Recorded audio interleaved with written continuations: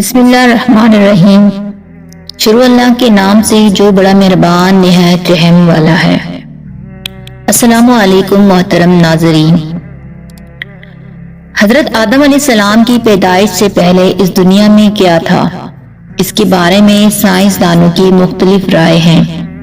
کچھ سائنسدان کو خیال ہے کہ حضرت آدم علیہ السلام کے پیدا ہونے سے قبل دنیا میں لوگ زندگی بسر کر رہے تھے۔ بعض سائنسدان کہتے ہیں کہ حضرت آدم علیہ السلام کے زمین پر اترنے سے پہلے یہاں کئی صدیوں تک ڈائناسور زندگی بسر کرتے رہے ہیں، پھر وقت گزرنے کے ساتھ ساتھ ان کی نسل اس دنیا سے ناپید ہو گئی۔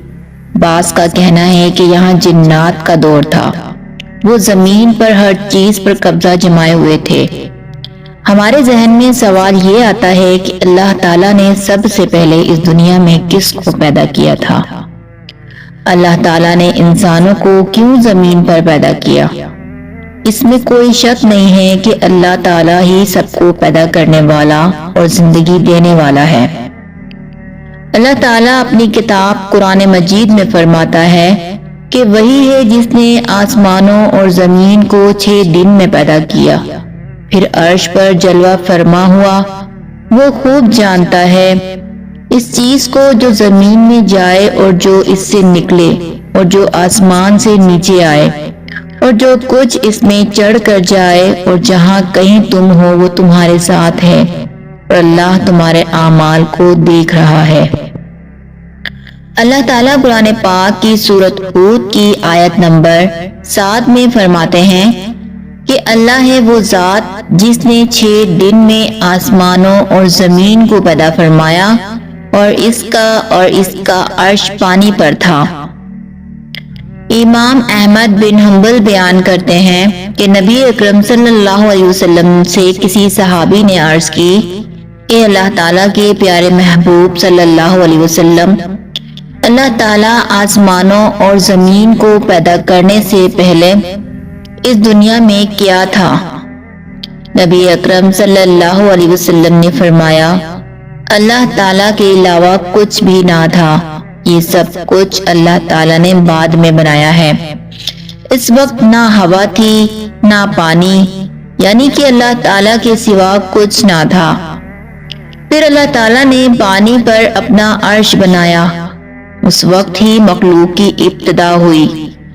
امام ابو داؤد، امام ترمذی، امام احمد اور بے شمار محدثین سے روایت کے ذریعے ہم کو بتایا گیا ہے کہ نبی اکرم صلی اللہ علیہ وسلم کا فرمان ہے کہ بلا شبہ خدا نے سب کچھ بنانے سے پہلے قلم کو بنایا، پھر خدا نے قلم کو حکم دیا کہ لکھ، پھر قلم اللہ تعالیٰ کے حکم سے اس طرح چلا کہ اس نے قیامت تک ہر چیز لکھ دی، جو پیدا ہونا تھا، مرنا تھا، یا پھر ہر کسی کے ساتھ جو کچھ ہونا تھا، یہ سب کچھ لکھ دیا۔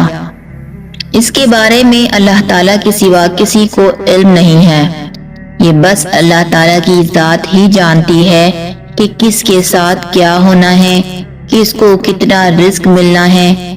اس طرح سب کچھ اللہ تعالیٰ کے حکم کے مطابق قلم نے لوح محفوظ پر سب کچھ لکھ دیا تھا۔ بخاری شریف میں ہے کہ ایک بار یمن کے کچھ لوگ نبی کریم صلی اللہ علیہ وسلم کے پاس آئے۔ انہوں نے کہا کہ اے اللہ تعالیٰ کے سچے اور آخری نبی، ہم سب لوگ آپ صلی اللہ علیہ وسلم کے پاس دین اسلام کو سمجھنے کے لیے آئے ہیں۔ ہمارا سب لوگوں کو یہ سوال ہے کہ اللہ تعالیٰ نے سب سے پہلے کس چیز کی تخلیق فرمائی؟ نبی اکرم صلی اللہ علیہ وسلم نے اس وفد کو فرمایا کہ اللہ تعالیٰ کے سوا کچھ نہ تھا۔ اللہ تعالیٰ نے پانی پر اپنا عرش بنایا، پھر قلم کو بنایا، پھر قلم کو حکم دیا کہ لوح محفوظ پر سب کچھ لکھ دے۔ قلم نے اللہ تعالیٰ کے حکم سے لوح محفوظ پر سب کچھ لکھ دیا۔ قلم نے ازل سے لے کر ابد تک لوح محفوظ پر سب کچھ لکھ دیا۔ علماء کرام بیان کرتے ہیں کہ اللہ تعالیٰ نے قلم کو بنانے کے بعد لوح محفوظ کو بنایا اور اللہ تعالیٰ کے حکم سے قلم نے لوح محفوظ پر سب کچھ درج کر دیا۔ ان کے بعد زمین و آسمان کو اللہ تعالیٰ نے پیدا فرمایا۔ اللہ تعالیٰ کی پیدا کی گئی چیزوں کی ترتیب کچھ یوں ہے۔ مسلم شریف میں کچھ اس طرح سے بیان کیا گیا ہے کہ حضرت ابو ہریرہ سے مروی ہے کہ آقا دو جہاں حضرت محمد صلی اللہ علیہ وسلم نے میرا ہاتھ پکڑا اور ارشاد فرمایا کہ اللہ تعالیٰ نے ہفتے کے روز مٹی کو بنایا، اتوار کو پہاڑ اور زمین، پیر کو درخت پیدا فرمائے، منگل کو اللہ تعالیٰ نے مشکلات، بیماریاں، جراثیم، مصائب اور بہت قسم کی تکالیف کو پیدا کیا۔ اللہ تعالیٰ نے نور کو بدھ کے دن تخلیق فرمایا۔ جمعرات کے دن اللہ تعالیٰ جانوروں، چرند اور پرند کو پیدا فرمایا۔ پھر اللہ تعالیٰ نے جمعے کو عصر سے لے کر رات ہونے تک کے درمیانی وقفے میں حضرت آدم علیہ السلام کو پیدا فرمایا تھا۔ اللہ تعالیٰ نے سب کچھ پیدا کرنے کے بعد سب سے آخر میں انسان کو پیدا کیا، یعنی کہ حضرت آدم علیہ السلام کو پیدا فرمایا۔ حضرت آدم علیہ السلام انسانی مخلوق میں سے سب کے باپ ہیں۔ اللہ تعالیٰ نے انسانوں سے پہلے جنوں اور فرشتوں کو پیدا فرمایا تھا۔ ان کی ترتیب کچھ یوں ہے کہ اللہ تعالیٰ نے سب سے پہلے فرشتوں کو، پھر جنوں کو، پھر انسانوں کو پیدا فرمایا۔ اللہ تعالیٰ نے فرشتوں کو آسمانی مخلوق ہی بنایا ہے۔ قرآن پاک کی سورہ شورى کی آیت نمبر 5 میں اللہ تعالیٰ کا ارشاد ہے، قریب ہے کہ آسمان اپنے اوپر سے پھٹ پڑے اور تمام فرشتے اپنے رب کی تسبیح اور تمجید بیان کر رہے ہیں اور زمین والوں کے لیے استغفار کر رہے ہیں۔ خبردار، اللہ تعالیٰ معاف کرنے والا اور رحم کرنے والا ہے۔ حدیث مسلم شریف میں بیان کیا گیا ہے کہ حضرت عائشہ رضی اللہ تعالیٰ عنہ سے مروی ہے کہ حضرت محمد صلی اللہ علیہ وسلم نے ارشاد فرمایا کہ اللہ تبارک و تعالیٰ نے فرشتوں کو نور، جنوں کو آگ اور حضرت آدم علیہ السلام کو مٹی سے پیدا کیا ہے۔ اللہ تعالیٰ نے فرشتوں کو، پھر جنوں کو، سب سے آخر میں انسانوں کو پیدا کیا۔ قرآن پاک سورہ الحجر کی آیت نمبر 27 میں اللہ تعالیٰ فرماتے ہیں کہ اس سے پہلے جنات کو ہم نے لو والی آگ سے پیدا کیا۔ جنات کی تخلیق کے بارے میں بے شمار آیات اور احادیث میں بیان کیا گیا ہے۔ اللہ تبارک و تعالیٰ نے فرمایا کہ اور جنات کو آگ کے شعلے سے پیدا کیا گیا۔ یہ آگ کے بھڑکتے شعلے کے کنارے کو کہتے ہیں۔ گویا جنوں کو آگ کی جڑ سے نہیں بلکہ آگ کے شعلوں کے کناروں سے پیدا کیا گیا ہے۔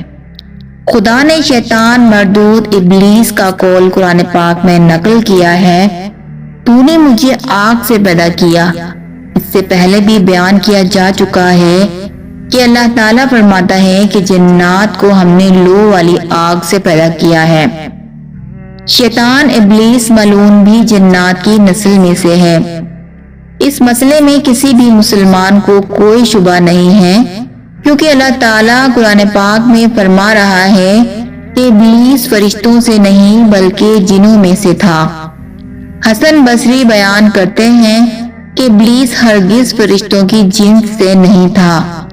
حضرت عبداللہ بن عباس رضی اللہ تعالی عنہ اور حضرت عبداللہ رضی اللہ تعالی عنہ سے مروی ہے کہ جنات انسانوں سے پہلے زمین پر رہائش پذیر تھے۔ جب ان میں فتنہ و فساد بڑھنے لگا تو اللہ تعالیٰ نے فرشتوں کو حکم دیا کہ زمین پر جا کر جنوں سے جنگ کرو۔ اللہ تعالیٰ کے حکم سے فرشتے زمین پر اترے، پھر جنوں اور فرشتوں کے درمیان خوب جنگ ہوئی۔ اس جنگ میں جنوں کو شکست ہوئی، وہ میدان چھوڑنے میں مجبور ہو گئے۔ وہ وہاں سے بھاگ کر جزیروں اور پہاڑوں پر چلے گئے۔ اس وقت سے لے کر آج تک جنات جنگلات اور پہاڑوں میں ہی زندگی بسر کر رہے ہیں۔ اس واقعے کے 2000 سال کے بعد اللہ تعالیٰ نے حضرت آدم اور بی بی حوا علیہ السلام کو زمین پر اتارا تھا۔ پھر حضرت آدم علیہ السلام اور اماں حوا سے تمام انسانوں کی نسلیں چلی۔ دنیا فانی ہے، ایک دن قیامت آ جائے گی، اللہ تعالیٰ سب کو اس دنیا سے اٹھا لے گا۔ پھر اللہ تعالیٰ ان سب کو دوبارہ زندہ کر کے حساب و کتاب لے گا۔ جس کے نیک اعمال زیادہ ہوں گے ان کو جنت میں، اور جن کے برے اعمال زیادہ ہوں گے ان کو جہنم میں بھیج دیا جائے گا۔ آخر میں اللہ سے دعا ہے کہ وہ ہمیں نیک اعمال کرنے اور برے کاموں سے دور رہنے کی توفیق عطا فرمائے، آمین یا رب العالمین۔ تو یہ تھی ہماری آج کی ویڈیو۔ اگر اچھی لگے، پسند آئے تو لائک اور شیئر ضرور کیجیے گا۔ اپنا خیال رکھیے گا، ملتے ہیں ایسی اگلی معلوماتی ویڈیو کے ساتھ۔ اللہ حافظ۔